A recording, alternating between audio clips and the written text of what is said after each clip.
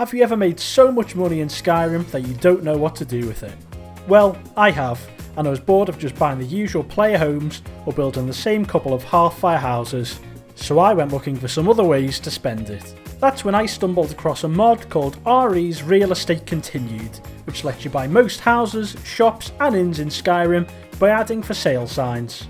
And even better, lets you charge your new tenants rent every 7 days, giving you 10% of the price you paid back in gold each time. You can't beat passive income. So if the basics explained, what am I about to do? Well, buy every single property the mod allows me to, but with a couple of rules to make it a real challenge. Rule 1, I have to buy every single property the mod adds for sale. And Rule 2, no money or crafting exploits, so every bit of gold has to be earned the hard way. And who better to take this challenge on than Baron Pennybags, an Imperial who is in no way associated to a popular property board game. Hasbro, please don't sue me.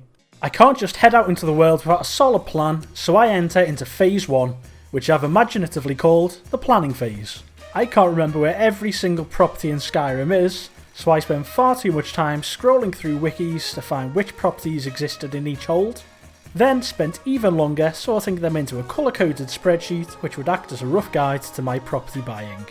I then got into the game to investigate if there's anything the mod wouldn't let me buy. I found out you can't buy lumber mills, stables, hold keeps or castles, and the occasional random property like Honningbrew Meadery, so deleted them from my list. After breezing through Phase 1, it's time to get stuck in with Phase 2, the Alpha Grindset. I start with nothing. I need to earn some money to get myself onto the property ladder. I'll start right after I've recovered from naming this phase the Grindset. I'm sorry folks. Our journey begins in week 1 as we arrive in Whiterun with no money. And what's everyone's favourite moneymaker in Skyrim? You guessed it, alchemy. So I gather as many Blue Mountain flowers and wheat that I can find and get to crafting some health potions to sell those for the first few septims. I head to Riverwood to pick the Major Stone for extra magic experience, which will help a money making idea I've had. I'll then head to buy the first property, which is Embershard Mine, which will now send ore to my landlord's safe every 7 days. I then head to Haltered Stream Camp to clear it out of bandits, picking up the transmute spell which turns iron ore into gold ore, and buy the camp for my second property. I then make potions for the remainder of the week for some extra gold before heading to collect my week's profits, which is 24 iron ore. Week 2, and I gather ingredients for the health potions and sell what I can around Whiterun and the surrounding towns. And while waiting for crops to grow, start the magical process of turning iron into gold. At the moment it's not very efficient because my magic level is comparable to a sewer rat, but I'll slowly become more viable. And after a few minutes I've got gold ore which can be smelted into jewellery, so I turn them into gold necklaces and sell them around town. To increase the ore I'm sent each week, I head to the Falkreath area and buy Knife Point Mine and Bile Gulch Mine. And before ending this week, head to Riverwood for some final sales, and most importantly, my first official house purchase. And who better than the neighbourhood wood elf? And of course, it'd be rude for me not to hike up his rent prices. Ain't all, my first tenant. You've got a lot of wood to chop until you can afford to pay me this week. Best get working. At the start of week 3, I collect the rent profits, including my first bit of gold, which comes to 1041 hard-earned septims. I then spend nearly 7 in-game days crafting potions, and clicking the transmute spell a mind-numbing amount of times to get gold to create necklaces, selling these as I go to local traders. I then head to Riverwood on the final day of the week with just shy of 22,000 gold to buy Sven's house and Hoddengerda's house. Without more money, I can't afford the rest of Riverwood, so head over to Falkreath. Again, properties are just out of my current price range, apart from Corpse Lake Farm, which I pick up and will now produce vegetables weekly for me. Week 4 sees rent earnings of 2,432, which isn't good enough. Like any over-the-top entrepreneur, I need some passive income. So I see a man about a deed in the Drunken Huntsman and buy the abandoned Heljarken farm for 5,000 gold. And before heading to see my investment, do some light flirting with a shop owner who convinces me to beat up the local creep. You've got nothing on me, Mikhail, just give up.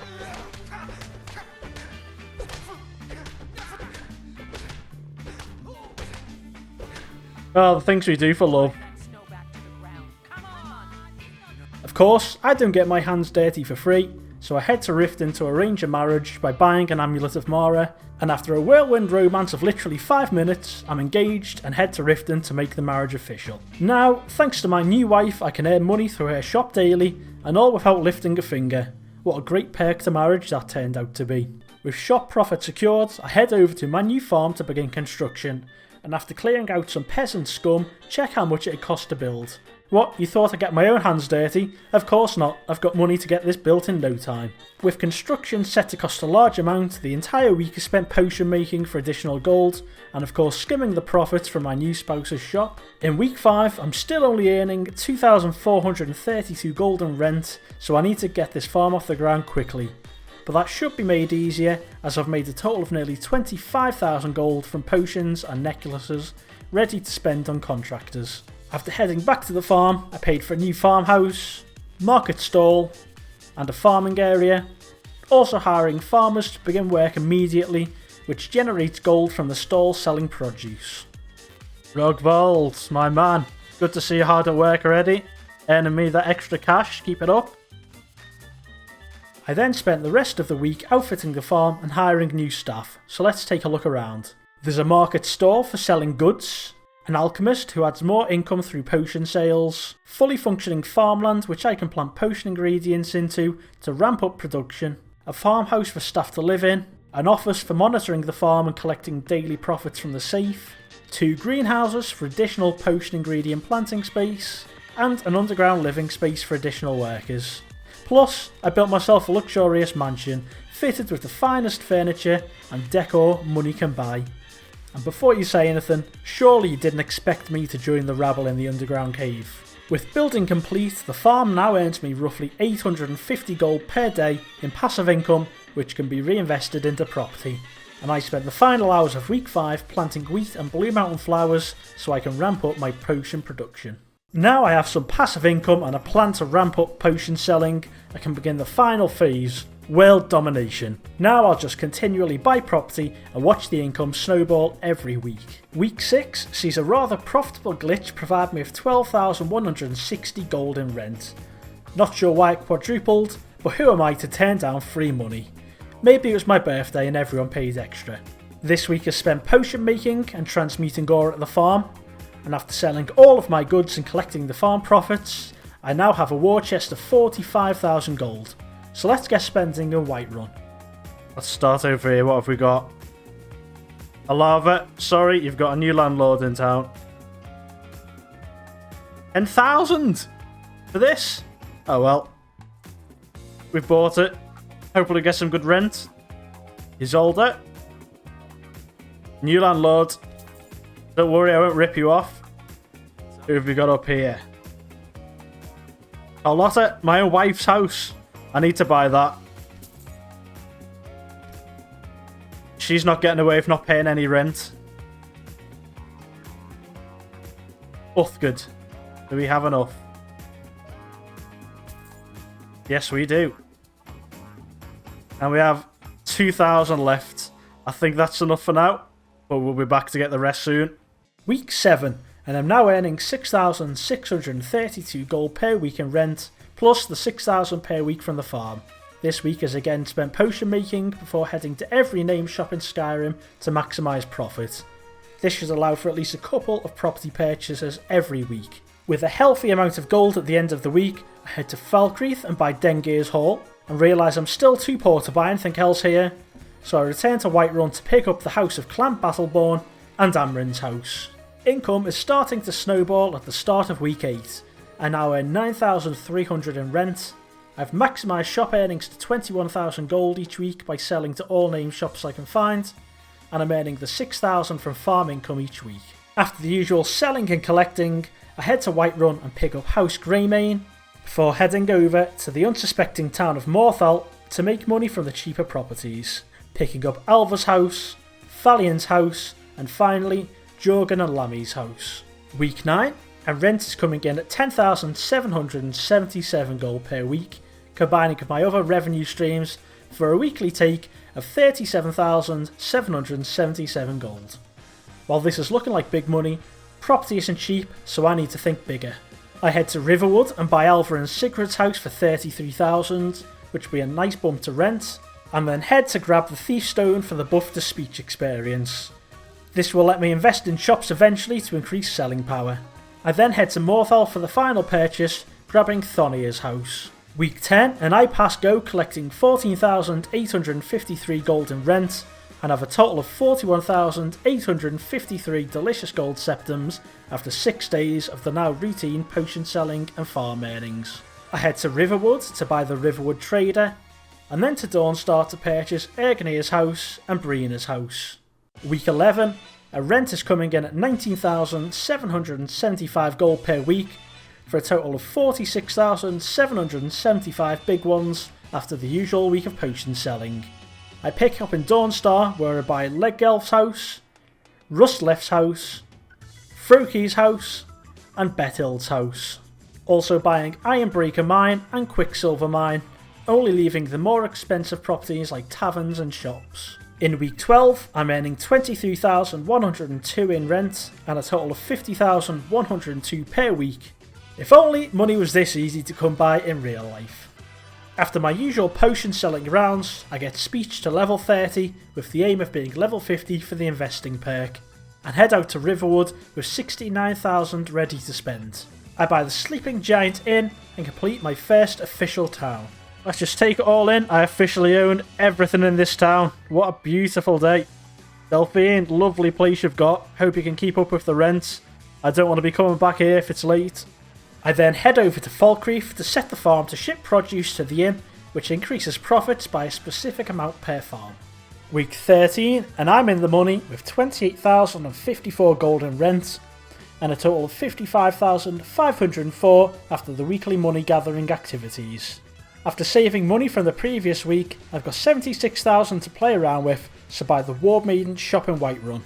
I then head outside to buy Pelagia Farm, boosting my in profits by 10%, Battleborn Farm, increasing in profit by 5%, and finally Chilforo Farm, boosting in profit by 3%. It's just a shame I can't evict Nazim. Maybe I'll have him killed on his next visit to the Cloud District. Week 14, a rent is a delectable 33,333 gold per week, and after the usual pick, potion, sell, repeat, I've got a total of 60,333 gold. I buy the Drunk Huntsman, which will give extra money now the farms are boosting inns. I then head over to my neighbours at Laurier's farm and buy them out. Who knows, maybe I'll demolish it and build a statue of myself. I then head to Rorikstead to have a look at what's for sale, and it turns out not much. I buy Cowflop Farm and Lemkill's farmhouse, increasing in profits by a combined 14%, but for some reason Rorik's Manor and Frostfruit Inn aren't for sale. Not sure why, but they're ticked off the list and Rorikstead is complete. Week 15, and after pass and go, I collect 38,681 in rent, and by the end of the week, I have 73,015 gold in total. I head to Dawnstar and buy Silas Vesuvius' house, and then head over to Falkreath to pick up Lod's house. Week 16, and I collect 45,969 in rent, and a combined 76,411 for the week. And with only one purchase this week, I grab Dead Man's Drink in Falkreath and save the rest of my gold for next week. Week 17 and I'm earning very good money with 54,990 in rent and a total of 91,601 gold to spend. I stick to Falkreath and buy Grey Pine Luxuries and Grave Concoctions, and with that have purchased every property in the hold. How's rent, by the way, keeping up with payments? If you are, well, it might have to go up. I guess I've offended someone. Don't worry, the prices are going down. I was only inquiring. Let's get out of here. Oh my god. Hopefully they've calmed down when I come back another day. Week 18 and I am flush with cash, bringing in 63,923 in rent. And after a week of selling, I've got a total of 93,224 to spend. I pick up Arcadia's Cauldron and Whiterun, before heading to Iverstead to check out the property there. I buy Fellstar Farm with its 3% increase to in profits, but again, this small town can't be fully purchased. Klimek's house and the Valmere Inn aren't for sale. Maybe they were never added into the mod, so this town is complete. On to week 19, and after being disappointed in my purchase last week, I collect 69,211 and combine it with last week's savings and my sales for a combined 133,836 gold. Picking up the bannered mare for a bargain price after a spate of murders outside forces the owner to sell. I had nothing to do with them though. And I grabbed Belethor's after he's forced to sell due to a number of robberies. Belethor, lovely to do business with you and buy the shop. Although, it's a shame about the robberies, but I think I can see the issue. Maybe a change of headwear is in order. You might have a chance at catching them if you can actually see. Anyway, speak to you later. Don't miss rent. Week 20, and I've earned 85,727 in rent, and by the end of the week I'm sat on a pile of 116,241 gold. I've also leveled speech to 50, so I can take the merchant perk, which will drastically speed up selling. Now I can focus on selling potions to every merchant instead of having to transmute and sell those items as well. I then pick up the Temple of Kinnereth and stop off to absolve my sins. Kinnereth, I'm here for forgiveness. I'm so sorry. I didn't mean to dance on the people of Whiterun just because I bought their entire hold. Money gets to my head sometimes. By the way, did you know I've just bought your temple for 100,000 septums? Pocket change, really. What, you want me to leave? Okay, see ya. And with that purchase, I bought everything possible in Whiterun Hold and didn't use any unsavoury tactics to get bargain prices. Week 21, and I bring in a whopping 85,727 in rent, and by the end of the week have 123,368 gold from selling and saving. I head to Morthal and buy the Thermatologist's Hut and Moorside Inn, and with those properties have completed Morthal and my third hold. Week 22, and things are speeding up with a 96,008 gold rent taking, and a combined pile of 117,954 by the end of the week. I head over to Nightgate Inn to investigate if I can purchase this, but again, looks like it's not for sale, and instead I head over to Dawnstar to buy the Mortar and Pestle, and then pick up the Wind Peak Inn.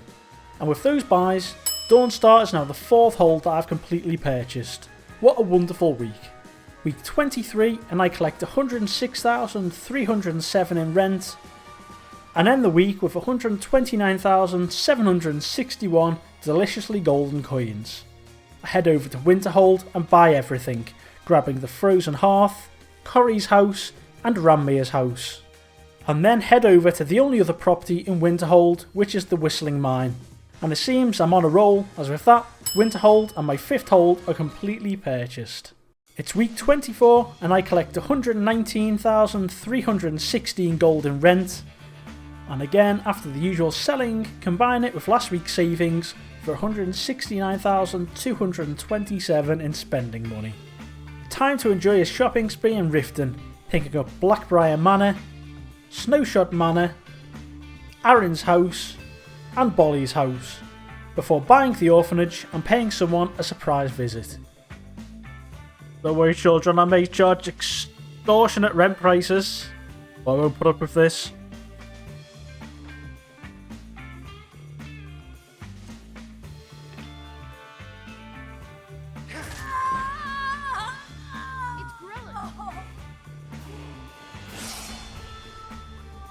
Week 25, and after laying low from the law, I collect 130,384 in rent, and have a total of 165,761 to spend. I head to Lost Prospect Mine, which isn't for sale, buy Northwind and Red Belly Mines, before checking out Shore Stone, but the properties here aren't for sale either. I then continue spending by buying Merryware Farm, Sarethi Farm and Snowshot Farm. But the spending isn't done, and with my remaining 154,000 by the Pawn Prawn, Blackbriar Mead and the Town Blacksmith. Week 26 sees a spectacular end profit of 147,146 and a total of 171,007 gold after the full week of selling potions. I continue liberating property from the people of Riften by buying the Bee and Barb, Helga's Bunkhouse and Romlin Dreth's house, and finally check Riftweald Manor, which isn't for sale. Week 27 and I received the income of a small country taking in 173,544 in rent and a combined 204,301 after sales and farm earnings. I pick up the Temple of Mara, Elgrim's Elixirs, and the beautiful sewage front properties in Aravel's house and Valandor's house. And with those purchases, Riften is complete and I can get rid of the smell of raw sewage from my clothes. Week 28 and I finally get to level 70 of speech and pick up the investor perk, which lets me invest 500 gold into shops, increasing their daily gold amount. So I spend the early part of the week visiting 25 shops and dropping 12,500 gold in total into them to increase the amount I can sell each week. I then pick up my 181,725 in rent money and continue selling, which now nets me 40,500 in profit each week, for spends of 242,976 this week. If you haven't noticed, I'm now in Markarth, and after witnessing a murder, I dry my eyes by forcing people to sell property for dirt cheap. I buy the Hag's Cure, Silverblood Inn, Andenden's house, Augman's house, Arnliff and Sons isn't for sale, and the blacksmith isn't for sale. Annoyed, I leave and find Old Hrolden Inn, which also isn't for sale, so I sneak into Dushnik Mine and buy it before the orcs realise. What? You mean I can't just walk in? I earn more than all of you combined. I'll be back soon. I then head to Karthwasten, which again isn't for sale, but I do pick up Sonarach Mine and liberate it solely for my profit. You don't shut it down, this is my property. I've got unlimited health potions. That'll teach you for trying to get in the way of my operation. Solion's Sinkhole isn't for sale, but I buy Left Hand Mine, apart from the local houses, which for some reason also aren't for sale, and finally grab Salvius Farm and its 4% in profit boost. Week 29 and I earn 205,323 in rent, and after my now extremely repetitive selling loop, have a total of 320,049 gold to spend. With that, I buy the Temple of Dybala and complete Markarth, which is now the 7th complete hold. I then move on to the Windhelm area, buying Golden Rock Mine and Steam Scorch Mine, check Braidwood Inn, which isn't for sale, and then head to Brandymug Farm, Harlow Farm and Hollyfrost Farm, buying them all. I still have 203,000 gold, so head to Windhelm and buy Naranya's house, Brunwolf's house, Calixto's Curiosities, Candlehearth Hall, Viola Giordano's house, and the houses of Clan Shattershield and Clan Cruelsea. I then buy Bell and Harlow's house and the Atheron residence, but the Temple of Talos, Aratrina residence and the blacksmith aren't for sale, so those properties are ticked off. It's week 30 and I now earn 231,317 in rent and have a total of 307,516 gold after the weekly routine to continue my ludicrous spending.